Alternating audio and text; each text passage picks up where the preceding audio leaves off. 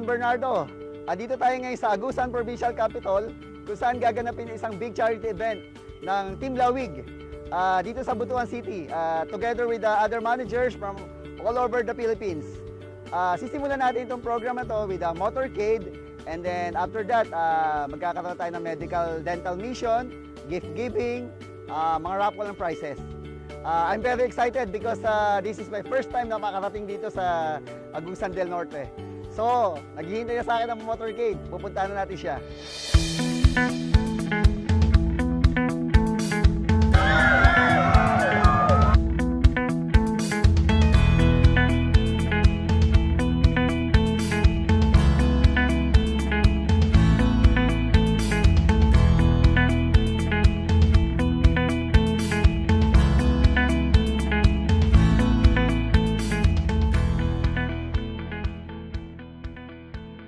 Katatapos lang ng motorcade, kararating na nila.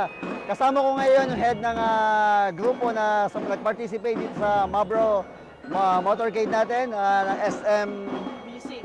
Okay, ano meaning na ng SMBC? Stallion Motors Bikers Club. Okay, ano ka doon sa SMBC? Isa kong advisor sa Kabadbaran chapter. Isa ka sa advisor sa... Bale, ilan na nag-participate sa motorcycle from your group? Mga almost 40 plus. 40 plus. Okay, so here, dito, katatapos na ng motorcade, pupuntahan natin yung medical dental mission na nangyari sa loob. Tara!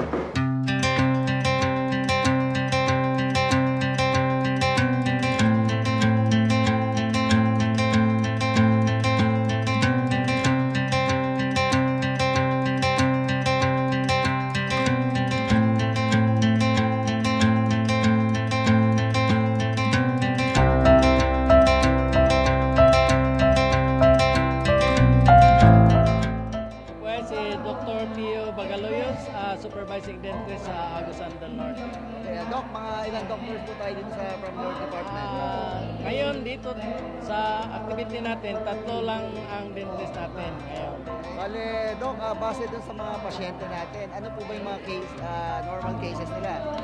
Karamihan sa mga bata, yung mga temporary, nangasira na. Yung sa mga matatanda, karamihan mga first molar ang nasira sa mga ngipin nila.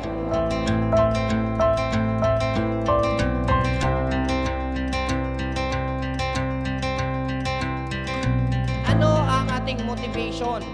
Ano yung magiging benepisyo nito sa iyo, no, lalo na sa amin, ano yung benefits nito? Bakit kami tumutulong? Bakit namin ginagawa ito? Sabi nga daw, sa pagtumulong ka, okay, ang kasunod niyan, tulungan ka naman. Ito naman yung ngayon, kayo nakakuha ng ating gift from the MMA. Masaya kasi nagkaroon na ako ng bigas. Pag-uwi ko, may sasain na ako.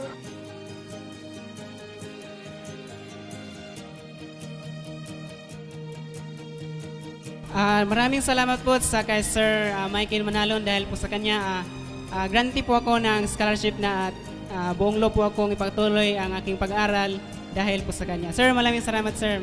More power sir.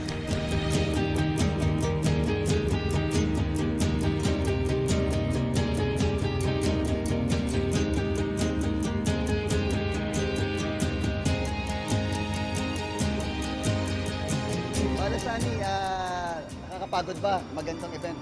Alam nyo, ang pagod ko napapawi dahil nakikita ko ang saya ng mga beneficiaries na natatanggap sa mga goods na binibigay ng MMM community. Okay. Bale dito sa ani, ilan yung nabigyan natin ng gift dito sa Okay. Yung mga goodies natin, nakapagbigay tayo ng 60 goods sa mga selected indigent families po.